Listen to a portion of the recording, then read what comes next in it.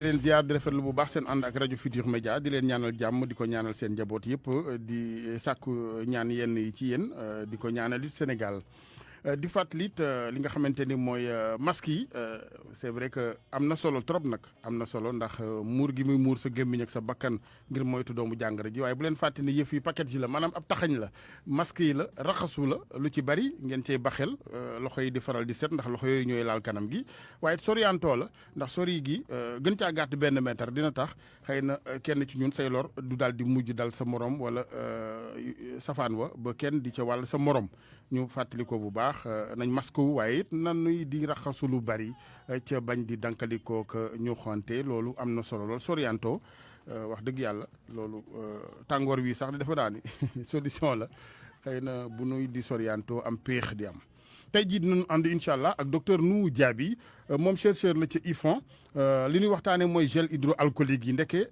gel dafa am gel am ndax dafa ca am yoo xamante ni sànq lañ sax mënu ko rey du rey bactérie du rey virus du rey dara kon loolu nag lu mat a xama état bi jàpp leen ci bu ko defee ñi ci bëgg a sërëxal yeneen xeeti gel yu bon yi ak jamono ko wutam xaalis gu mitti gi ñu dakkal gaaw lu ni mel ginnaaw sit ñu dalal Chérif Layib Aïdara xalif général bu Saré Mamadi commune bu Dioula-Colon département Kolda mooy it président national mouvement Bantare Sénégal foofee ñu see waxtaanee taxawaayu kilifa diine yi macha allah yal na yàlla yàggal seen taxawaay boobaak léegi ak nees war a gën a mën a def bay gën di gindi mbokk yi taalibe yi jaamu sunu borom yi ngir ñu xam rek li ñu war ci xeexandoor gee coronavirus docteur Nou Diaby maa ngi lay ziar bu baax di rafetlu sa ànd ak RFM.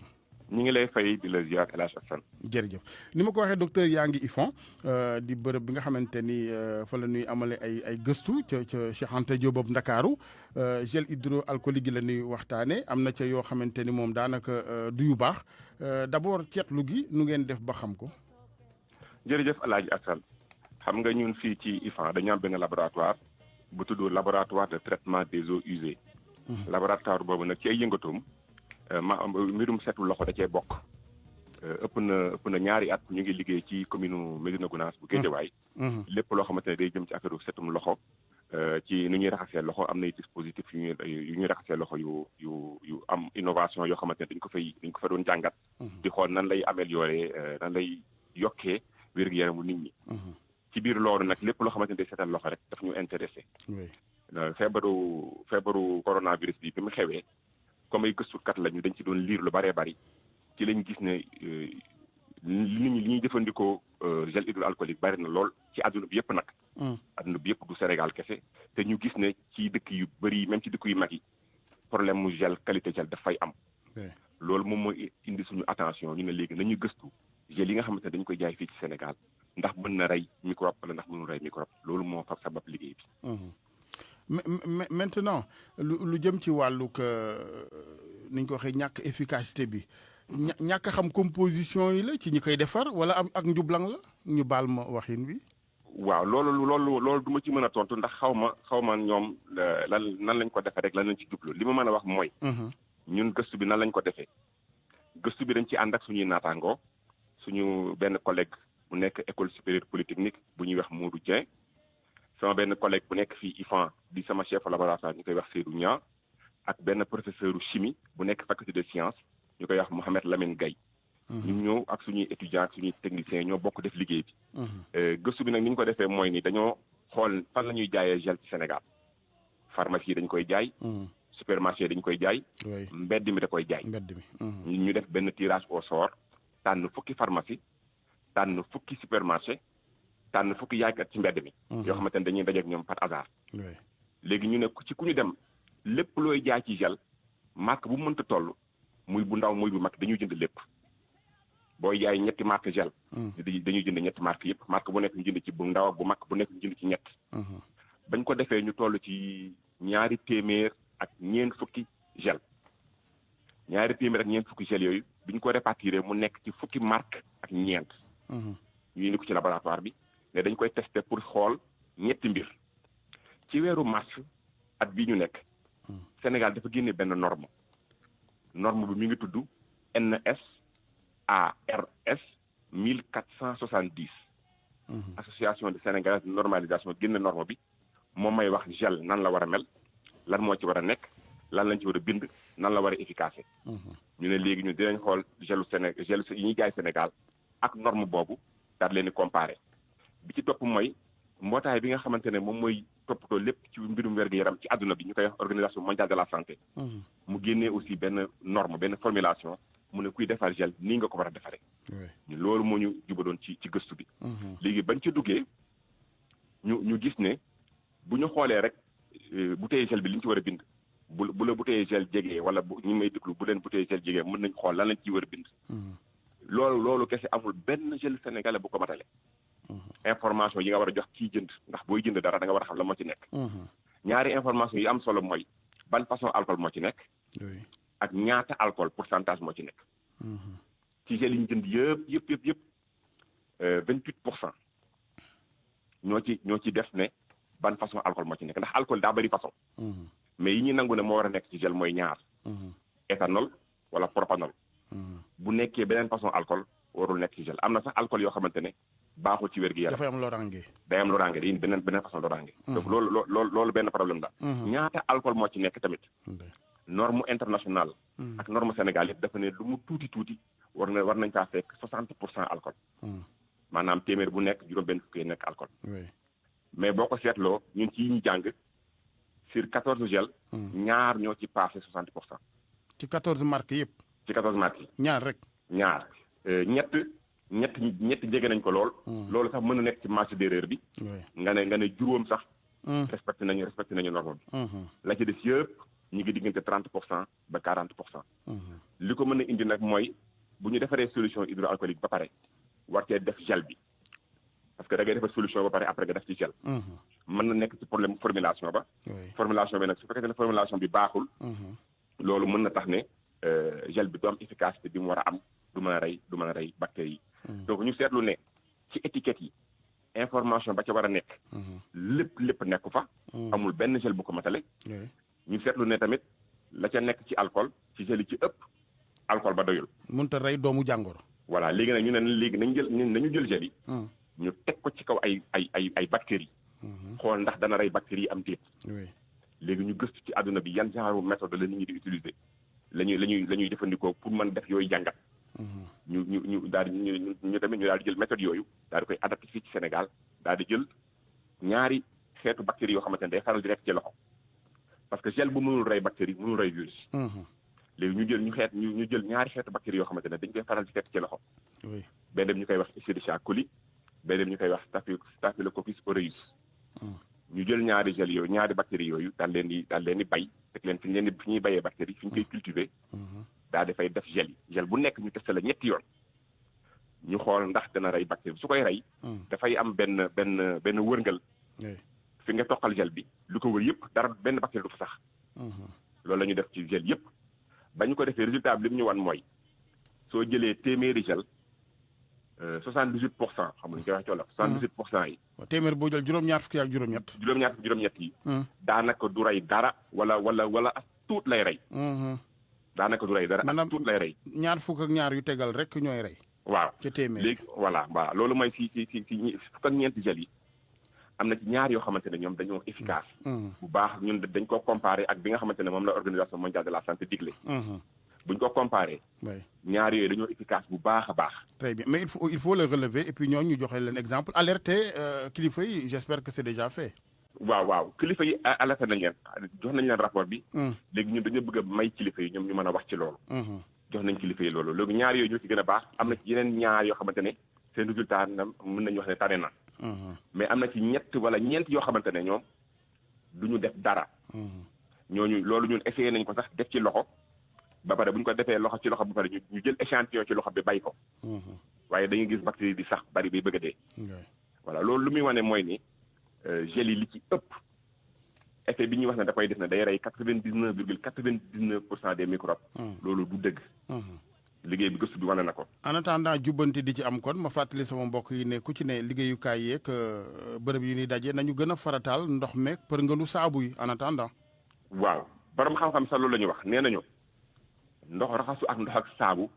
moom la ñu war di def gel bi mooy boo amulee ndox amuloo saabu wala nga nekk foo xamante ne comme yaa ngi sa oto. nekk foo xamante ne amuloo ndox ak saabu. donc loolu la ñu war a privilégier. ñun nag dañ ciy jëlee ñetti jàngat. bu njëkk bi mooy ñiy defar gel yi di ko jaay nañu koy testé laboratoire yaa ngi fii ci dëkk bi. ñoom seen bopp war nañoo am ñoom lu ñuy testé gel bi. donc ñoom si seen war nañoo testé seen efficacité gel balaa ñu ko teg ci marché. dañ leen a war a testé loo kay kii jaay kay nag sëñ Diaby. waaw moom bénéfice lay xool léeg-léeg. moo tax kilifa yi état moo leen war a testé loo bu fekkee ñoom sàggante au départ am na seen biir. état bi def noo xamante ni waxuma la sax jarle ci mbedd bi mais da nga dul faf am ndigalu lal bay jaay fenn. loolu dëgg la état bi jëlee na ay normes. wax na leen ne ñoom dañoo war a testé mais état bi tamit dafa war a suivre. moo tax ñun recommandation yi ñett lañ ko génne ñett. bu njëkk bi mooy ñiy defar nañu sàmmonte ak norme bi. norme baa ngi ci depuis mois de mars. wax na nan la ñuy defaree gel ak nan lañ koy testé ak lan moo ci war a nekk. nañ sàmmonte ak loolu. ñi nga xamante ne mooy autorité yi nga xamante ne ñoom ñooy toppatoo mbirum réglementation. nañu vérifier ne réglementation bi ñu koy respecté. di demander di laaj defarkatu gel yi. ay lu mel ne ay certificat yu wane ne test nga seen gel. bañ wane ne baax na parce que nee nañu booy defar nangami gel bu matee téeméeri gel wala ñaata téeméeri gel war nga def ñaata test. loolu yëpp mu ngi ci norme bi. li ci tegu mooy ñun ñi nga xamante ne ñooy jëfandikoo. mooy population bi mooy consommateurs yi. ñu xam ne nañu privilégié raxas loxo. te xool bu baax gel yi ñuy utiliser. am na solo. waaw mu fekk rek bis bu ngeen noppee ci liggéey bi. ñu fësal it yi baax. parce que nag dans un premier temps ñu ngi leen di suturaal tuddunu kenn. mais bu def toogee diir dinaa la woowaat ñu xool bu état bi jëlee mesures yi parce que duñ seetaan rek nit ñi di jënd di raxasu fekk la ñuy raxas dara baaxu ci aussi loolu baaxul cim réew. dëgg la en tout cas rapport bu détaillé am information yi yëpp. jëbal nañ ko autorité yi. di leen jox nag seen cër pour ñu mën a def li ñu war a def. am na solo waaye defe naa aussi information la boo xamante ne lépp war na yegg ci population yi. pour mu mën leen a jëriñ. ñiy defar it daal di defarul ko mooy ma jébaane leen fii incha allah. waaw docteur ñu ngi lay gërëm en tout cas ci leeral yooyu am na solo. jërëjëf bu sama mënee may. am na yeneen liggéey ñuy def ci cadre corona bi. loo xamante ne am na solo dama ci bëgg juste attirer attention rek balaa nga may ma. allez-y oui. li ci njëkk mooy. ndox mi ñuy raxasoo. soo gisee mbedd bi yëpp ay raxasukaay loxo la. raxasukaay loxo yi bëri na ci bureau yi. mais seetlu ngeen ne yu ci bëri robinet lañ ciy def. bu sa loxo taqee. nga ñëw jàpp robinet bi ubbi raxasu ba pare jàpp robinet bi tëjaat. xam nga lañ fa tegoon di nga ko jëlaat. dëgg la te da nga ko fa bàyyi pour kii di ñëw. am na nag sénégalais yu xarañ yu defar ay robinet électronique yoo xamante ne da nga koy jege rek mu ubbee ko ki demee noonu. mais xam nga loolu aussi mënoo ko def fu nekk. dëgg la. ñun nag suñu laboratoire dafa am benn ONG bu ñuy lëkkaloo di liggéey. doon gëstu ci mbirum setum loxo te am na benn robinet boo xamante ne ñu ngi koy utiliser dina la di nga tax nga mën a raxas sa loxo sans courant te doo ko laal ak sa loxo di ko ubbi sa loxo comme ni ngay ubbee robinet yooyu. ah très bien. voilà léegi ci biir gëstu boobu nag. dañuy gëstuwaale ndox mi boo ko raxasoo ba pare. nar ko tuur ci mbedd mi ak salte bi mu àndal ak microbe bi mu àndal. ak coronavirus bi mu àndal mën na indi problème. ñun tamit am na benn système bu ñu gëstu fii suñu laboratoire pour que ndox mi boo ko raxasoo mu jaar ci benn système ñu traité ko nga mën ko di roose ay plante te du yàq leen. très bien loolu am na solo beneen solo la bi ci ëpp nga may ma rek. xëy na mën na nekk beneen waxtaan. mooy coronavirus bi. ci ndox yu salte yi mooy eaux usées. loolu benn thème la bu am solo boo xamante ne parce que coronavirus bi dafay nekk ci eaux usées yi. te nit ñi nga xamante ne dañoo symptomatique wala dañoo asymptomatique. dañ koy génne ci seen i ginnaaw kër. donc day dem ci douche yi dem ci station d'épuration yi dem ci kii yi. mën nañoo toppee foofu virus bi pour xam ban koñ la virus bi gën a bari. ok pour mën a jël ay mesures de prévention ci koñ boobu même avant feebar bi di génn. am na solo. voilà jërëjëf docteur kon dinañ la waat xam naa. dinañ la waat au delà de mbiram gel yi ñu waxtaanee ni nga ko waxee corona gi ak lépp luy dolli mbokk yi rek ci moytu gi. jërëjëf docteur Nourou Diaby jërëjëf merci chercheur la ci IFAN docteur Nourou Diaby ñu koy gërëm bu baax di ko sant ziar Chérif Lay Aïdara Chérif ñu ngi lay ziar bu baax. yàlla nangu ziar El Hadj ñu ngi lay gërëm di jégalu ci taaxirlu bi. ma fàttali am na solo de. jërëjëf Aïdara gërëm docteur bu baax a baax. jërëjëf macha allah ma fàttali ni yaay xalif général bu Saare Mamadi commune Dioulacolon département Kolda jiite it li nga xamante ne mooy mouvement Bomtare laaj bu njëkk bi kilifa gi mooy seen taxawaay yéen parce que souvent dañ naan kilifa diine yi naka lañ taxawee ci mbir mi d'abord ci wàllu woowu boobaak léegi mbas mi juróom benn ci weer ni ngeen ci taxawee. waaw alhamdulilah maa ngi nuyu auditeur RFM yëpp ak population Sénégal yi nekk Sénégal ak ñu nekk ci diaspora bi. jërëjëf. di la gërëm aussi di la sant di la ñaanal di la féliciter yow El Hadj Assane. jërëjëf. ndaxte sa émission bi dafa ànd ak xam-xam ak yar. jërëjëf. xam-xam ak yar nag boo ko génnee ci mbir. dara du fa des. jërëjëf. xam-xam tamit bu àndul ak yar amul benn njëriñ. musiba rek lay jur. yàlla nañu yàlla musal lool. miin yar. bi ñuy déglu message du président de la République Macky Sall. de passage man nuyu ko. gërëm ko di ko ñaanal aussi. yàlla yombalal ko ni mu yóbbee Sénégal. amiin. ànd ak wérgu yaram ak sutura. amiin. dama def analyse ma woo kilifa diine yu bëri man na leen ñetti musiba ñoo fi daje parce que toujours dañuy naan mbas mi man leen ñetti musiba la. bu njëkk bi mooy feebar bi ci boppam mooy feebar bi. ñaareel bi mooy dee. nga feebar pandémie musiba la. dee tamit musiba la. ak ndóol bi muy indi ci réew mi. mooy ndóol ci état bi mooy ndóol ci nit ñi mooy ndóol ci société yi. kon ñetti musiba yi daje noonu xejul ci suñu jamono bi xejul ci Sénégal xejul ci àdduna bi yépp. dëgg la. bi ñu toogee nag ñu waxtaan suñu biir ñu ne kat comme discours président def na appel guide religieux nañ ko jàppale. jàppale bi mooy caution morale. jàppale bi mooy am na yaakaar ne population yi ñun ak moom ñoo ko bokk te ñun lu mu tuuti ñu ngi waxtaan ak sénégalais juróomi yoon.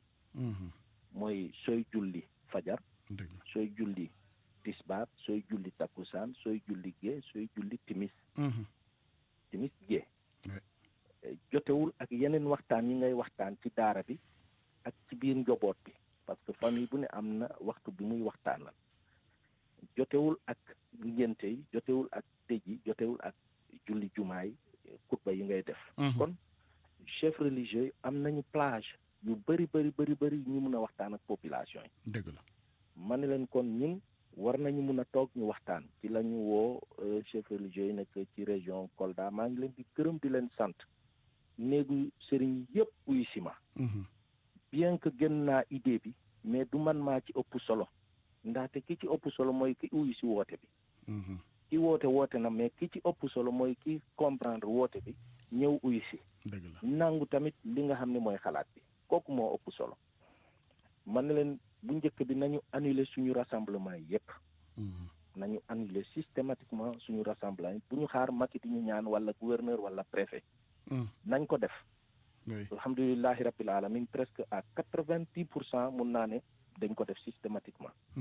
ñaareel bi ma ne nañu def sensibilisation partout. mooy ci jumaay mooy ci kër yi mooy fu ne ñu xamal leen ne feebar bi nag am na. noonu la ñu def programme aussi ci rajo communautaire yi ak rajo yi nekk ci biir région bi yëpp. est-ce que wax ji doon na tàbbi ci noppi nit ñi est-ce que nit ñaa ngi doon adhéré. waaw bu njëkk bi vraiment nit ñi adhéré nañu. ensuite lan la ñu def ñu génn ay dog. ay ñaan ay dog. lu mel nii lii su amee lan lañu suñu diine may. muy diine chrétien muy diine musulman parce que ànd bi ñun ñëpp a ci àndoon. parce que Kolda bi comme li ma waxoon. dialogue amu fi ñun kenn lañu. parce que mbokk lañu. mbokk ñett la. mbokk ci deret mbokk ci diine. mbokk ci dëkkandoor. kon fii kenn mënul ne diw du suma mbokk. Sénégal mi. alhamdulilah. kon ñu toog ñu partagé loolu mooy église bi ak aljumaa yi. ensuite ñu ne du ñu yem fii nañu cotiser. ndaxte ñun suñu bés bu jotee état daf ñuy jàppale nañu seet li nga xam ne moom la ñu attan ku ne ci ñun yéene def. noonu lañ dajalee lu ëpp 2 millions ñu yëkkati ko teg ko ci loxo gouverneur pour ñu jënd ci ay garab. am na solo mais xam nga El Hadj Assane. problème bi mooy kan mooy kilifa. parce que état bi li mu waroon def na ko. yàlla xam na ni Macky Sall ak gouvernement bi ak administration territoriale bi li ñu war a def nañ ko ba pare. ministère de la santé commencé ministère de la santé ba ci poste de santé yàlla xam na ne li ñu war a def nañ ko. man gis naa ay fonctionnaires ci santé wala ci administration territoriale ñoo xam ne toog nañu 4 weer gisuñu seen waajur. ñu ngi ci xeexu mbas mi. kon ñooñu doo leen ne defuñu dara.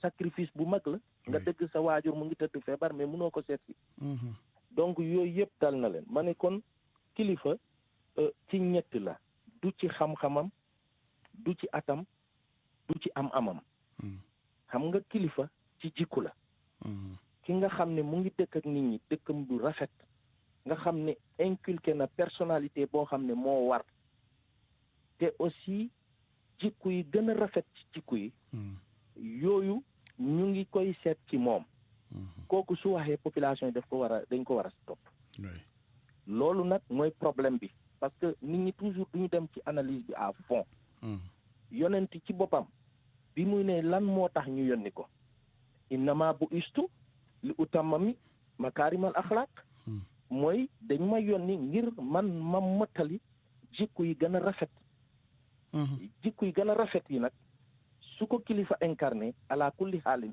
su waxee dañ koy topp ma yaakaar ni loolu tamit nit ñi il faut que ñu insister ci nit ñi seetaat seen bopp def seen introspection du caagin ne yow mi nekk kilifa nga ne diw deful lu baax nga yem foofu déet yow tamit jëmal def lu baax nga seet loo xam ne moom nga mun a def pour sa réew nga def ko léegi Chérif laaj bu mujj bi mooy nit ñi seen bopp ñoom it ndax nit ki tamit bu fekkee ni am na dërkis genn gu nekk ci moom ak noo mën a mel ak sa personnalité ak sa mbaaxaay jikko léeg-léeg xol bi dëgër ba ci waaraate gile léeg-léeg nga bëgg a jël nit ki teg ko ci yoon siraatul mustaqim waaye fekk caw xeer ca place xol ba waaw nit ñi ci dërkis gi lu leen ca mën a jëlee problème bi ñaar la bu njëkk bi ci kër yi la beneen bi ci école yi ci kër yi est-ce que ñun en tant que julliti parce que ñoom laa mën a waxal xawma ñeneen ñi ni ñuy organiser wu ci seen biir kër mais est-ce que ñun jullit suñu biir kër yi suñu doom bu juddoo ba bu muy am juróom-ñaari at est-ce que ñu ngi def liggéey sunna ci moom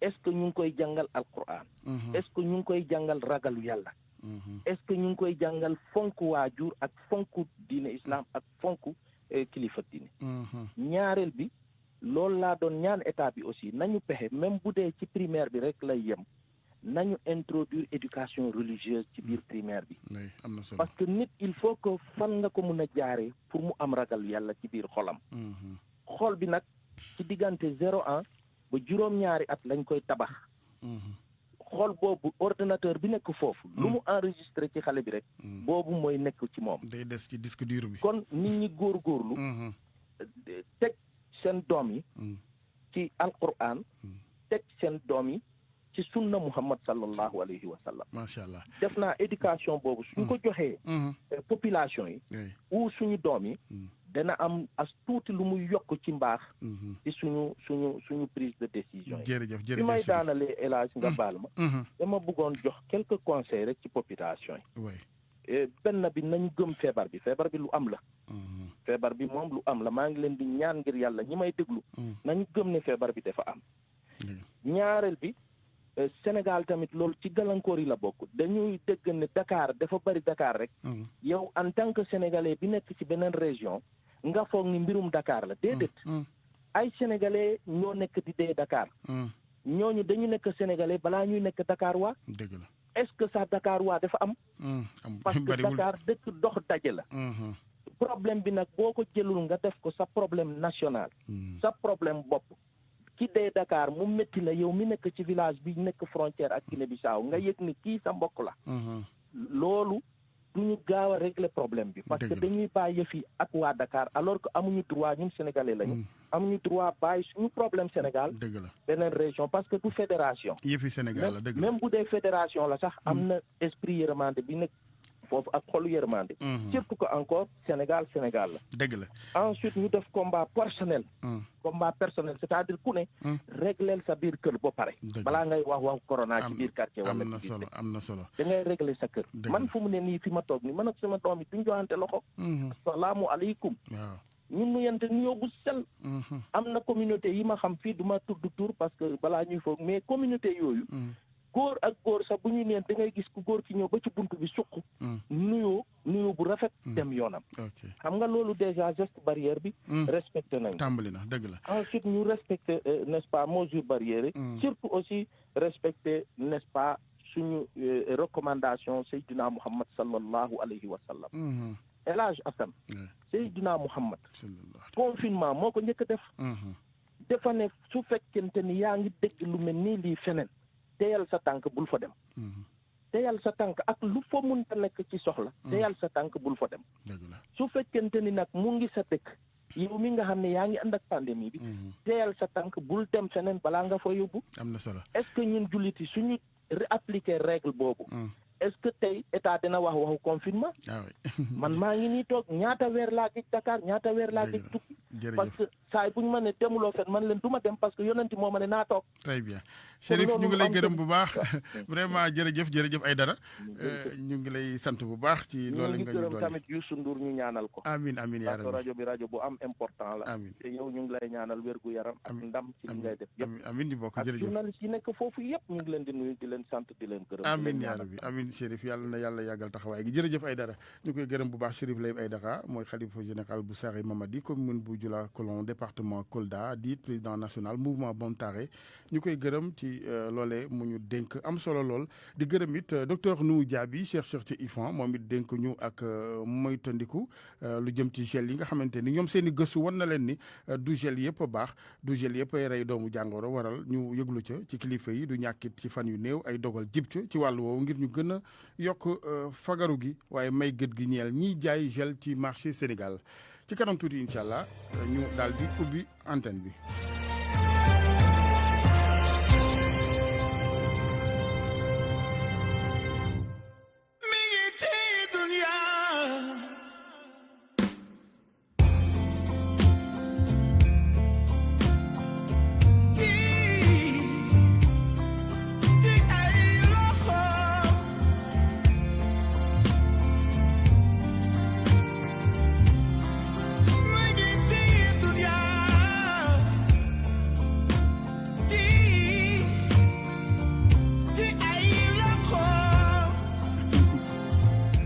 jërëjëf Ablaye Jibi Sey la wala James Brown la 88 628 14 14 mbokk yi ñu daal di échanger tuuti rek laata ñu yëkkati jotaay gi di leen jéggul nag ci waxtu yi leen daan baaxee am na wàññi kus lëf waaye xam ngeen ni lu ko jar ak a jar ndax waxtaan yooyu ñu deexal léegi suñu digganteeki kilifa Chérif Layib Aïdara ñu koy dellu ziar ak gërëm waaye it docteur Nou Diaby ak leeral yu am solo yooyu ak gëstu yi chercheurs yi IFAN ci wàllu gel yi macha allah am na solo.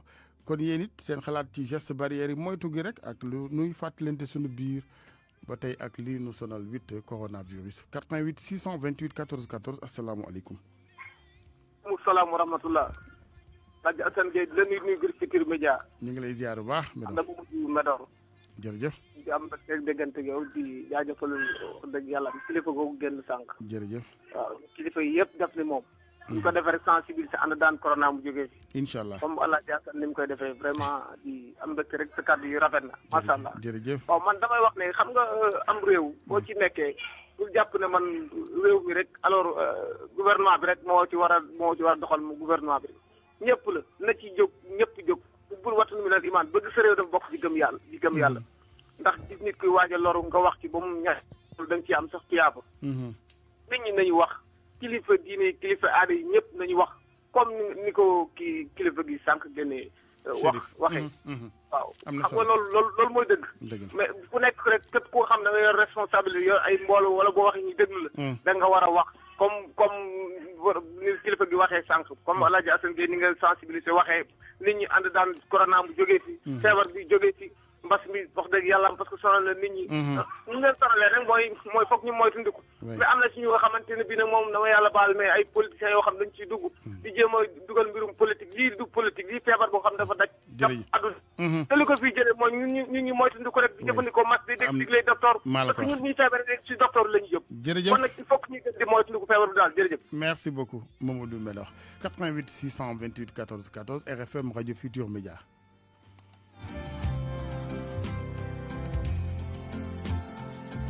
asalaamaaleykum. waaleykum salaam wa rahmatulah. bisimilah. El Hadj Assane na mën naa la. waaw sëñ Gazu yow nag ñoo bàyyi wala. dama sañ loolu. maa ngi lay ñaanal fanu gudd ak wér-gu-yaram. walaay Matar amin ñu bokk. baal nu àq lay yàlla boole jégal déwénati yàlla baal nañ la nga baal ñu. qabla kulli shay'in maa ngi ziar xalifatul muslimin Baye Abdoulah. jërëjëf. di ziar Serigne Mountakha mu baax mi. macha allah di ziar Serigne Babacar Sy bu baax mi. alhamdulilah di ziar mboolem xalifa bu islam. jërëjëf. di ñaan jàmm yàlla na ko yàlla dolli ci réew mi. miin yaa rabbi. Alaaji Assane ba tey xam nga Cambérène man maay député Cambérène. loolu la yàlla dogal. dëgg la. xale yi nga xam ne ñoom ñoo yore gaal yi. di liggéey ci géej gi gendarme yi di def liggéey bu am solo. ba léegi kenn wàccul wax dëgg yàlla lépp nag ci liggéey xereñoo sama xarit le ministre Aly Ngouille Ndiaye. waaye nag coow amoon fan yii rek ñu génn may interpeller le ministre. oui mu wax ni nga xam ne dañuy liggéey man maa ngi nii sama bureau laa lay wooyee. et xale yi c'est des pêcheurs moom la ñu am dañuy liggéey bu ñu leen tere géej gi ni du leen dugg. loolu ñuy ñaan ministre bi wax ak ñoom. pour xale yi mën a continuer seen liggéey. beneen bi ñuy gërëm bu baax El Hadj Assane suñuy chef religieux yi dëkk bi. ku mel ne seen Cheikh Mbacke Gaynde Fatma. ku mel ne seen Idrissa Thiaw ak sunu imam ratib ak ñoom ñëpp ndax ñu ngi waxtaane lii si géew yu nu dem. El Hadj Assane. et boo dégg naa la sànq wax ju rafet ji nga wax ak kooku nga xam ne moom nga invité ci wàllu masque yi. El Hadj Assane diine ji c'est le Sénégal c'est un pays laïque. oui j'interpelle sama leader le président Macky Sall. këri diine yi nañu wax ak ñoom. ni mu invité woon les leaders politiques. au palais ñu toog waxtaan. na doxaat solaat dalaam dem këri diine yi waxtaan ak ñoom nii dama bëgg. seen porte parole yi wala ki ngeen yaakaar ne mën na fekk ndaje mi ca palais ba ma waxtaan ak ñoom. y a ce qu'on appelle un calendrier religieux. bu état war a am.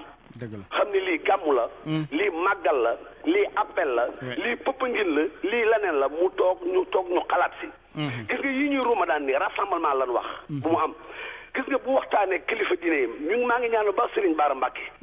yàlla na yàlla yokki leeram. amiin yaa rabbi. xam nga lan la waxoon. mu ne ñi sosoon diine yi maam ya dem nanu. sët yi ñoo fi des kon sët yi nga xam ne. tey jii ci Laayeen Sëñ Ablaye mooy sët moo fa nekk. sët Tiwaawan Maam Babacar moo fa nekk sët la. ca Touba Maam Muntaxa bu sët la. Maam Baara Serigne Baara waxoon ni sët yi comme ni mu ko sosoon lii dem nañu. ñun ñi bokk yi nanu toog ñu waxtaan. waxtaan jubóo gis nga bu toogee waxtaan ak ñoom ni mu invité woon leader yi na toog waxtaan ak ñoom. mais Gazou. waaw xam nga kilifa yi nag waxtaan dafa am waxtaanam ñu ngi waxtaan de xam nga dañ ko mënul rek def comme man ak yow yor suñu micro rek di mais xam nga réew mi fi mu toll yow xam nga ni waxtaan woo mënut a ñàkk. kilifa yaa ngi waxtaan ñun koy dañu war a daal di tooginu taalibe di ñaan lépp daal di mujj fi gën ci ñun la meilleure formule génn. li ci kanam ñu moytu werante yi ca ba kilifa yi ndax xam naa ni ñu ngi waxtaan. Assane donc li nga wax dëgg la Alaaji Assane toogi ni rek nañ lal si yaada yi ca toog yaru rek ñun. non d'accord nañu ñaan mais tamit gis nga Macky Sall na xam ni moom. du sëriñ moo ko fal du kenn moo ko yàllaa ko fi teg. dama bëgg mu jël ay responsabilités li may wax en tant que doomu Sénégal laay waxee ak doon taalibe dama bëgg muy njiitu réew mi. benn sëriñ jox ko nguur gi mu teg yàlla boo ko jox. noonu toog ñu waxtaan rassemblement bu mu am. bu mu waxtaanee kilifa yi diine yi. barki yaa Rasulullah ñu jubóo. dëgg la foofu laay waxee na. way comprendre naa waxuma waxu teggin laay wax. ak wax li nga xam ne yàlla moo ko teg moom Macky Sall. dëgg la ñu jël ay responsabilités dëgg la jërëjëf loolu moo am solo. adduna bi boo toogee da ngay waxtaan ak kilifa yi diine yi. Gazou bu mënulee nag nga teg li nga war a teg jeex na. voilà Gazou ñu koy gërëm bu baax Ibrahima Diong Gazou di fidèle auditeur bu RFM doon joxe xalaatam ci réew meeg tolluwaay li ci li nga xamante ni mooy yéeneem di yéene waa Sénégal yëpp mooy kilifa yi waxtaan ñu xam ni jafe-jafe bi benn la ñu daal di ko sempi dég wi loolu mooy sunu yéene ñun ñëpp dañ koy ñaan sunu maam yi sunu kilifa yi sunu président et cetera et cetera mais ku ne xam nga li ne ci xol yi mooy fexe dëkk wi ci tànku Sénégal ñu dindi ko teg ca ñag ba bu ko defee soog a tal leneen incha allah 88 628 14 14 RFM asalaamualeykum. aleykum salaam. bisimilah. El Hadj Assane. waaw soxna si. ñu ngi lay ziar bu baax. yàlla na yàlla nangu ziar. maa ngi lay woowee Mbirkilaan. Mbirkilaan waa kay. waaw El Hadj Assane ñu ngi rafetlu sa liggéey. jërëjëf. dëgg fa yàlla ñu ngi lay suivre depuis. merci beaucoup jërëjëf. li am tey ci corona wax dëgg fa yàlla. dox nga ci jéego yu bëree bëri. jërëjëf. ñu ngi lay ñaanal vraiment sa taxawaay rafet na. alhamdulilah. waaye nag El Hadj Assane dëkk bi doy na waar. ndaw ñi dëgër nañu bopp. dëgg la. de sorte que tey daanaka ragal gi nit ñi am sax ñoom ñoo leen ko yóbbee. parce que da ngay dugg ci dëkk bi mu métti lool nit ñi duñu saale sax corona bi. waaye nag mbir la moo xamante ne tey bu ñu fekkee dañ ko sañ a wax rek le combat a été perdu ci début bi voilà dafa nekk nag loo xamante ne tey duñu ko mën a wax réellement mais responsabilité yi tey actuellement dafa partagé parce que sénégalais booy wax ak moom dafa am nooy waxee ak moom dëgg la booy def ak moom tamit da ngay def ak moom lu leer parce que lu ko découragé loo wala lu ko tayalloo pour mu bàyyi dafa yomb ñun nag fii au niveau de Birkelane dëgg fa yàlla nit ñaa ngi takk masque ah très bien waaw ñu ngi takk masque autorités yi ñu ngi def seen kéemtalaay kàttan la jeunesse de Birkelane jugoon nañu taxaw xeex li nga xamante ne moo di mbas mi parce que man mii di wax ak yow directrice su rajo Birkelane la ah très bien mais rajo communautaire yi dañu def seen liggéey ba mu jeex tàkk et sonn nañ ci lool mais nag da ngay dem ba ci biir da ngay décourager parce que tu parles avec les gens du ñu gëm mais nag ñun alhamdulilah au niveau de Birkelane moom amuñu problème boobu ah très bien nit ñaa ngi takk masque ci marché bi parce que kii fi nekk di préfet bi wax dëgg fa yàlla ñu ngi koy remercier le CB ak ñi nga xamante ne moo di autorité locale yi ñoom jàpp nañ ci wax dëgg fa yàlla am na solo joxe ay masque joxe lépp et que nit ñi muy mag muy xale yu ndaw yi sax dañuy toog ci ëtt bi dañuy sol masque vraiment rarement ngay gis koo xamante ne tey dafa génn sans masque kon kay ñoom comprendre nañu foofu mbir kii laan ne ñàkkuñu guerre bi benn xeex bu njëkk bi bataille rek lañu ñàkk waaw xeex yi comme jeexagul moom mën nañu dëppër ñi mbër mi waaw maanaam sax ba fii may wax ak yow ni ñu ngi jëf li nga xamante ne moom mooy les mesures barrières franchement très bien parce que xew yi gisatuñ ko fi mu bari ñi ñaa ngi éviter bu baax a baax li nga xamante ne moo di dem bi dëgg la jërëjëf kilifa diine yi jàppale nañu bu baax a baax ñoom itam merci ñu ngi lay jaajëfal ci xew bi bu wax la ne fii à Birkelane amuñu benn souci mais nag au niveau du Sénégal dañuy ragal parce que nit ñi dañuy voyager comme ni ñu ko waxee surtout les jeunes et que tout ça c'est à tenir en compte jërëjëf maa ngi lay jaajëfal waa RFM yëpp kontaan nañ directrice bu rajo Birkelane ñu koy ziar bu baax di ko gërëm ni mu ko waxee waa Birkelane a nga ca masque ya ñoom xewatunu Ablaye ñoom am na fi nag journaliste bu fa xew fan yi woote fi ak ciit mooy def revue de presse rek mais du ma tudd turam jërëjëf Ablaye ma musique minute yi jeex na wala des na benn kon ñu jël auditeur bu mujj waa xalaas nee nañu nan yëkkati jotaay gi Ablaye nan yëkkati rek waaw sëñ bi. moi je m'appelle Massamba Diong, chef de sécurité. ah sëñ Diong ñu ngi lay ziar bu baax. je suis de Gorom 1 sur la route de Sangalkam. ah dégg nga olof Massamba. waaw dégg naa olof de taalibe la waaw. merci beaucoup émission bi wolof la moo tax ma laaj ko bisimilah. ah jërëjëf. waaw jërëjëf. waaw d'après man dama bëgg dugg. pour ñu bàyyi quand même la police nationale. waaw. la gendarmerie. ñu mën a def seen liggéey. parce que hier apprécié naa commissariat bu Rebeuss. oui. ñoom seen mission ñu ngi woon avenue Lamine Gueye. mais vraiment li ñu liggéeyee démb apprécié naa ko. bu fekkoonte ne d'après bàyyi nañu force yi ñu def seen liggéey. naka lañ ko defee ba nga apprécier ko. ñu ma leen gisee dañu nekk en position de ratissage génne booru station Total. ku ñu gis jusqu'à à la hauteur service d'hygiène ku ñu gis yoruloo masque ñu jël la dugal la xaw ma da ngay fay amende xaw ma fu ñu jëm ak yow. loolu man rafetlu naa ko démb gis naa loolu sama bët. ma bëggoon le président Macky Sall mu gën a renforcer les forces en commençant mu commencé aussi directeur sécurité publique. oui. gendarmerie parce que mbir mi mu ngi commencé doy waar. loolu lan laa doon am lu ma doon contribuer wu. am na solo ngeen baal ma. jërëjëf si kaddu gi. jërëjëf sëñ Massamba am na solo. am na solo ñu gën a yokk ndëgër laay takk der yi ba nu gën a may gët ñi nga xamante ni ñoo bëgg a daal di xajamal nag liggéey bi nga xamante ni c'est déjà rek délicat lu ni mel ca njëlbeen ga waxuma la ak fii Sénégal toll ci 200 ak juróom fukk ak lu tegal ci bakkan yu rot ay junni ñeenti junni yu tegal yu jege juróomi junni ci loxoy kër docteur kon jot na ñu daal di nag takku dimbali sunu bopp soog a laaj ndimbalu sunu borom ndax ndimbal da cay fekk loxol borom jërë ngeen jëf mbokk yi Ablaye Diop moo nekkoon ci technique bi ci teewaay Yacine Pouy bu service digital bu groupe Futurs Médias ñu gërëm baax Mamadou Mouhamed Ndiaye dina ñëw ci kanam tuuti ak yéen 10h ak le point ak ministère de la santé laata loolu moog waa xalaas Ndoye Bane Matar ak Aba ñu yendu ak jàmm. RFM Radio Futur Média 94 FM Dakar. Recevoir de l'argent depuis la France n'a jamais été aussi facile. Désormais